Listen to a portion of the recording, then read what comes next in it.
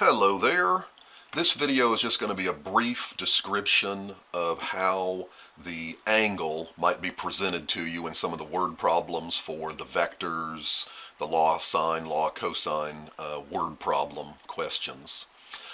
So some of them use normal cardinal directions like you see there, and they're broken into two categories. North, south, east, west are the quadrantal angles. East is 0, north is 90, etc. You can figure it out. And then the other ones, northeast, northwest, southwest, southeast, are all reference angle 45. So angle in the middle for each of the four quadrants. There we go. Okay. The other way you might be presented is with the prepositional phrase. I've got two examples like you see here, and it just literally tells you the direction that the angle goes. So like these two, 10 degrees south of east, 10 degrees down into quadrant 4. So to figure out the angle that you will want to use in the calculator, theta, 360 minus 10. 200 degrees east of south. This one is from the negative y-axis, the vertical, over to the right, also in quadrant 4. So you would take the 270 and add the 20. And I'm sure you can figure out the other two quadrants, quadrant 3 and 2, depending on how it's phrased here. It's either based off of the horizontal, and you're told a reference angle, like the south of east, or it's off the vertical, which is not the reference angle. So know the difference in those. But these two top categories, the majority of all my students always understand those. It's the one in the lab manual. I did not see any like this on WebAssign.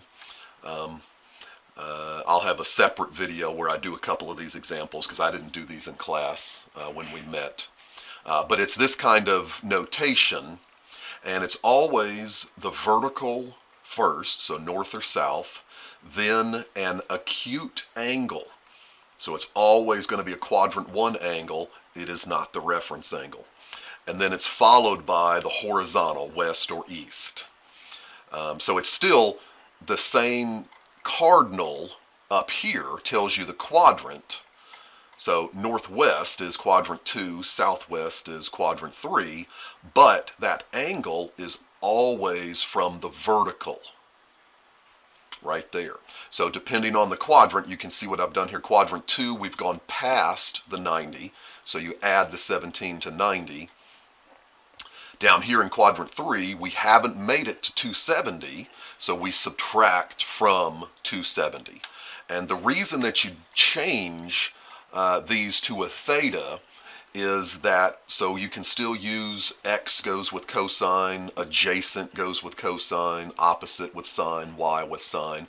Otherwise, you've got to completely re-disassemble SOHCAHTOA into something else, and to me that's confusing. I don't want to have to do sine where I use an adjacent or an x or a horizontal component.